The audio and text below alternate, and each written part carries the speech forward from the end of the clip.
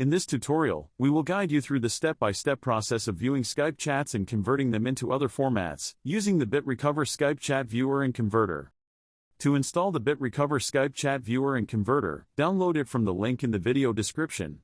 After installation, simply launch the software. This is the interface of the BitRecover Skype Chat Viewer and Converter. To begin, click the folder icon button to select the exported messages.json file, and select a JSON file you wish to view and convert. Then, click the Open option below. This box will display a list of all the chats in the selected JSON file. Click on any chat to view its contents. The contents of the selected chat will be displayed next to it. Users have the option to export the Skype conversation in other formats such as PDF, text, HTML, TIFF, doc, and docx. Let's select PDF option for this tutorial. Users have two saving options to export the Skype conversation. The first is Save Current Conversation, which exports only the currently open conversation.